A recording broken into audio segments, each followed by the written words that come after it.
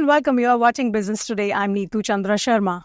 Indian specialty chemicals company Anupam Rasayan has announced a $150 million acquisition of Jayhawk Fine Chemicals, a US-based manufacturer with strong capabilities in high-value chemistries used across semiconductor, aviation, and advanced materials. This gives Anupam its first onshore manufacturing base in the United States and marks its largest global transaction to date.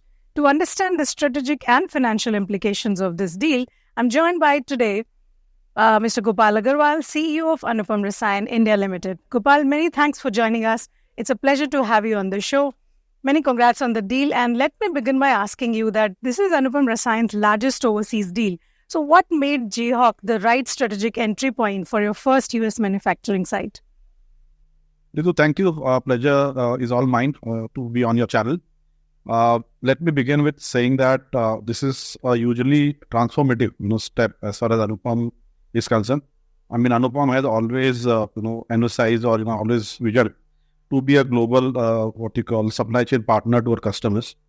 And both our promoter, that is Mr. Anand Desai, and Dr. Kiran Patel, who's bearer of US, had this vision. And we always were looking at kind of establishing a base out of India, or be it, let's say, Europe or US. And this, kind of is a, I would say, very kind of a strategic fit, from all aspects. And I'm happy to dwell on each of them in detail, but whether it is in terms of some of the high purity chemistries, they do, which will complement, our skill, including, stuff like Suzuki coupling, EZO, or it is in terms of customers, they have customers which are in high-end application, which include aviation, electricals, semicon, or in terms of product complementarity. For example, Anupam has been a bit of agro-heavy kind of a business. So currently, for example, almost 55% of our revenue comes from agro. Performance material is 10 to 12%. While as Jayhawk, has almost 65 to 70% of its revenue coming from performance material. So from a product perspective also, I would say it will balance out things very well for us, which would largely mean, going forward, we are looking at a mix of broadly 1/3 agro, 1/3 performance material, and 1/3 coming from personal care and pharma. Again, there are enough and more synergies, I would say, on the R&D side, which will benefit each other. So yeah, I would just say it was kind of a perfect match, made for each other kind of a situation. And we are very happy, to kind of have Jayhawk, I would say, in a way, partner with us. I never say it as acquisition, but more partner with us in this journey to achieve our vision. Okay, so Jayhawk basically operates in high-value chemistries used in semiconductors and performance materials. How central is this move, repositioning Anupam towards higher margin global segments? So, you as you rightly asked, one of the key strengths of Jayhawk is that, they have some of this chemistry, and especially when it comes to more of high purity material, I would say in some of those, they have a monopoly, and, that basically is also witnessed through, some of the customers who have been with them for decades together. There have been various players who try to kind of match that purity level, but it's not something which is easy. And I would say a lot of credit to the team and expertise, which is there with Jayhawk, which ensure that they've been able to kind of almost have this monopoly, I would say, over a pretty long period. Having done that, what one would be doing is that, use that chemistries and customer base to see what more can be offered to them. And as you would appreciate, the more and more we are able to offer, this will help us expand, I would say, overall sales as well as margin for both the businesses. So with Jayhawk, you now cover the value chain end-to-end from raw material security through TANFAC and N1 molecules with this acquisition. So how does this integrated model change your global competitiveness? Again, I would say it's a very good question. One of the things which we did, Neetu, 3.5 years back was acquire TANFAC. And that time the strategy was very clearly backward integration. Idea was to basically have control over the full supply chain, and we acquired TANFAC, which gave us uninterrupted access to fluoro. For us to do anything in fluorination, we need to have the HF and KF access, and that came through TANFAC. Just to kind of share with you, in 3.5 years, we have doubled the capacity. We have multiplied revenue, I would say, almost by 3.5 times. Margins have gone up by 50%, and market cap is almost 7 times in 3.5 years.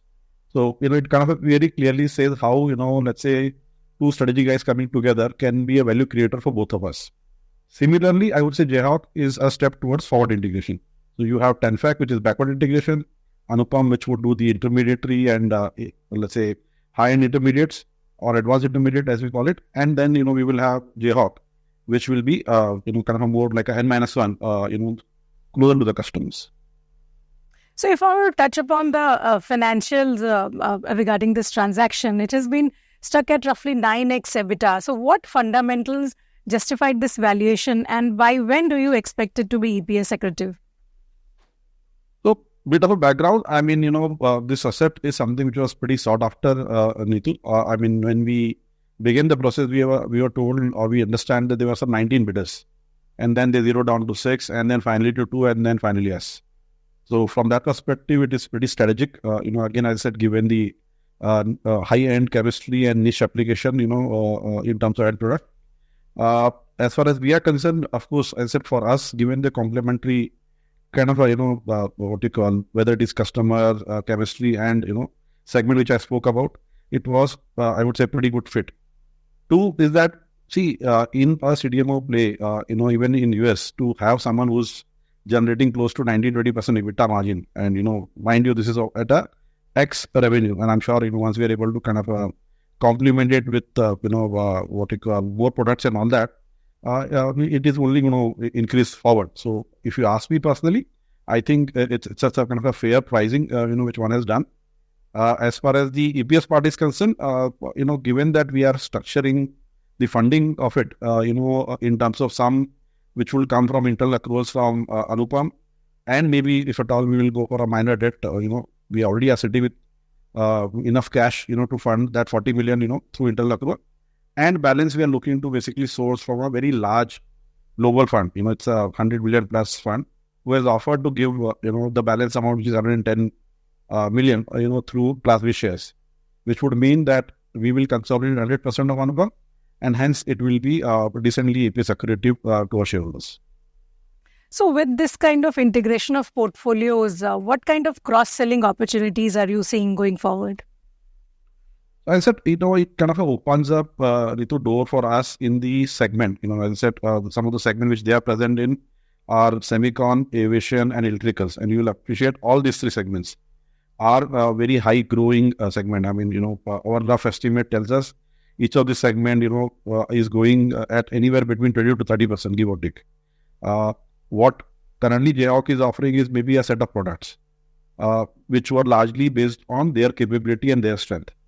Now that, we will have kind of a strength of Anupam as well as Tenfac added, on the fluoro side, our ability to kind of then, offer a completely integrated supply chain solutions, to our customers. Because please appreciate, in our kind of a business, it's not about people are looking for what you call a competitive supplier. What they are looking for is a kind of a partner, who's able to kind of supply this uninterrupted, and, is able to kind of do it efficiently. And which is where we believe that there would be enough and more kind of a cross-selling opportunity which will be available. Plus, we are also planning, X amount of expansion.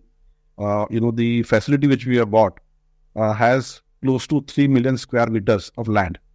Currently, only 15-20% of that is occupied. So that leaves enough and more room for us to kind of expand the operations and then, look at doing enough and more cross-selling opportunities. Okay, having said that, these semiconductors and advanced materials, these are large and, fast-growing areas and also cyclical. So what gives you that confidence that these areas are going to be the, high and a strong growth engine for Anupam Rasayan? So maybe I would kind of tend to a bit of a disagree. These are not cyclical. At least our assessment and whatever we have heard from the experts and the reports which we have seen, these are very fast-growing areas. And I said, to look at, in the global market, some of these areas growing at 23%, 20 to 30%. Honestly, if you ask me, there are very few, because typically when you talk about more in context of global market, people are more used to 4-5% kind of a growth, which also is considered good. Here we are talking about segments which are going to grow at 20 to 30%. So I think we are pretty confident that this would be something which will open up a lot of doors and will help us, when I say us, Anupam and Jayhawk grow significantly from here. So what are the strategies in place after this particular acquisition about, talent acquisition and regulatory alignments? If you can share that with our viewers.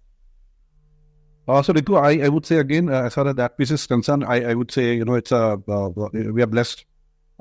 Just to give you some background, Jayhawk, as an entity, is someone which has changed, let's say, owners, at, let's say, the holdco level, in last 20 years, maybe multiple times. But the entity has been operating, I would say, independently. And hence, we have a team of experts, and who have been there in Jayhawk for, decades. So I would say, in fact, one of the key reasons for us to, kind of look at this transaction positively was the team and the talent which was available. And not only that we had the team and the talent, but most of these guys have been there for decades together. So from that perspective, honestly, we believe there is a existing team which is fantastic and they are doing a pretty good job. All we would be doing, is, as I said, as we say in the chemical balance, be the catalyst, look at, where we can expand, what more we can add. And this is that, yes, if there is some more kind of a talent which is required, which obviously we will more look to add locally, we would do that. So from that perspective, I think talent, existing talent and availability, going forward, don't seem to be a challenge. In fact, it's a positive, as we get into it. So are there any overseas deals on the cards and any acquisitions and mergers going forward for Anupam Rasayan, if you can share that? So as I said, Ritu, I mean, our vision is very clearly to be, a global player in this. We keep looking at, kind of targets. Of course, we would do something which makes enough and more strategic sense. If there's something of that sort, I'm sure, we will come to you and share the idea or whenever it happens with you. We keep evaluating is all I would say. Thank you so much, Gopal, for all those valuable insights. And it was a pleasure to have you on the show. Many congratulations again for the deal. Thank you. My pleasure. With that, we will move on to other news and insights across sectors. You stay tuned to Business Today for more updates.